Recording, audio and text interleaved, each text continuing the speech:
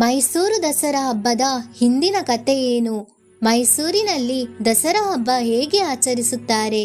ಈ ಎಲ್ಲ ಪ್ರಶ್ನೆಗಳಿಗೆ ಉತ್ತರವನ್ನು ಈ ವಿಡಿಯೋದಲ್ಲಿ ತಿಳಿದುಕೊಳ್ಳೋಣ. ಎಲ್ಲರಿಗೂ ಪ್ರೇರಣಾ ಚಾನೆಲ್ಗೆ ಸ್ವಾಗತ.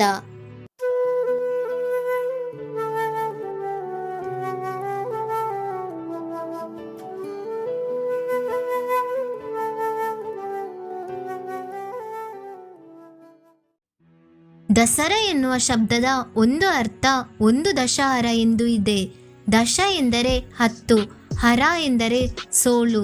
ದಸರಾದ ಮೊದಲ 9 ದಿನಗಳ ನವರಾತ್ರಿಗಳಲ್ಲಿ 10 ದಿಕ್ಕುಗಳು ದೇವಿಯ ಶಕ್ತಿಯಿಂದ ಸಂಪನ್ನವಾಗಿರುತ್ತವೆ ಮತ್ತು ನಿಯಂತ್ರಣಕ್ಕೊಳಪಟ್ಟಿರುತ್ತವೆ.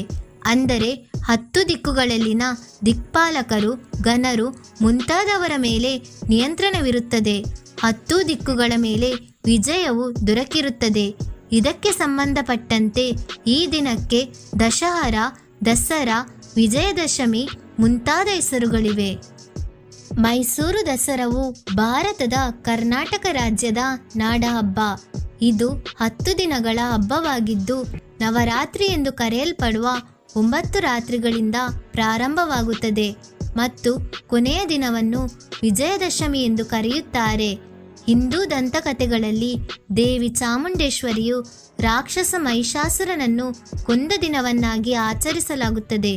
ಮಹಿಷಾಸುರ ರಾಕ್ಷಸನಾಗಿದ್ದು ದೇವಿಯು ಮಹಿಷಾಸುರನನ್ನು ವಧಿಸಿದ್ದರಿಂದ ನಗರಕ್ಕೆ ಮೈಸೂರು ಎಂದು ಹೆಸರು ಬಂದಿತು.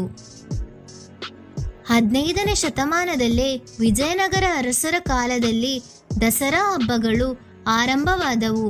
ಈ ಉತ್ಸವವು 14ನೇ ಶತಮಾನದ ವಿಜಯನಗರ ಸಾಮ್ರಾಜ್ಯದಲ್ಲಿ ಐತಿಹಾಸಿಕ ಪಾತ್ರವನ್ನು ವಹಿಸಿದೆ. ಅಲ್ಲಿ ಇದನ್ನು ಮಹಾನವಮಿ ಎಂದು ಕರೆಯಲಾಗುತ್ತಿತ್ತು ಮತ್ತು ಹಂಪಿಯ ಹಜಾರರಾಮ ದೇವಾಲಯದ ಹೊರಗೋಡೆಯಲ್ಲಿ ಪರಿಹಾರ ಕಲಾಕೃತಿಯಲ್ಲಿ ಉತ್ಸವಗಳನ್ನು ತೋರಿಸಲಾಗಿದೆ. ಮೈಸೂರಿನಲ್ಲಿ ಈ ಹಬ್ಬವನ್ನು ವಿಜೃಂಭಣೆಯಿಂದ ಆಚರಿಸುತ್ತಾರೆ. ಅಷ್ಟು ದಿನ ಮೈಸೂರು ಜಗಮಗಿಸಲಿದೆ. ವಿದ್ಯುತ್ ದೀಪಾಲಂಕಾರದಿಂದ ಹಿಡಿದು ಇಡೀ ನಗರವೇ ಸಿಂಗಾರಗೊಂಡು ಕಣ್ಮನ ಸೆಳೆಯುತ್ತವೆ. ಜಂಬೂ ಸವಾರಿ ಆರಂಭಕ್ಕೆ ಮುನ್ನ ಶುಭಕುಂಭ ಲಗ್ನದಲ್ಲಿ ಅರಮನೆಯ ಬಲರಾಮ ದ್ವಾರದಲ್ಲಿ ನಂದಿ ಧ್ವಜಕ್ಕೆ ಮೊದಲು ಪೂಜೆ ಸಲ್ಲಿಸಲಾಗುತ್ತದೆ. ಚಿನ್ನದ ಅಂಬಾರಿಯಲ್ಲಿ ವಿರಾಜಮಾನಳಾಗಿ ಆಸೀನಳಾಗಿರುವ ತಾಯಿ ಚಾಮುಂಡೇಶ್ವರಿ ದೇವಿ ಮೂರ್ತಿಗೆ ಪುಷ್ಪಾರ್ಚನೆ ಸಲ್ಲಿಸಲಾಗುತ್ತದೆ. ಆ ಬಳಿಕ 24 ಕುಶಲತೋಪುಗಳ ಗೌರವವನ್ನು ಸಮರ್ಪಣೆ ಮಾಡಲಾಗುತ್ತದೆ. ಅಲ್ಲಿಂದ ಅರಮನೆ ಆವರಣದಲ್ಲಿ ವಿಜಯದಶಮಿಯ ಅತ್ಯಾಕರ್ಷ ಮೆರವಣಿಗೆಗೆ ಚಾಲನೆ ದೊರೆಯುತ್ತದೆ. ಜಂಬೂ ಸವಾರಿಯು ಅರಮನೆ ಆವರಣದಿಂದ ಬನ್ನಿ ಮಂಟಪದವರೆಗೆ ನಡೆಯುತ್ತದೆ.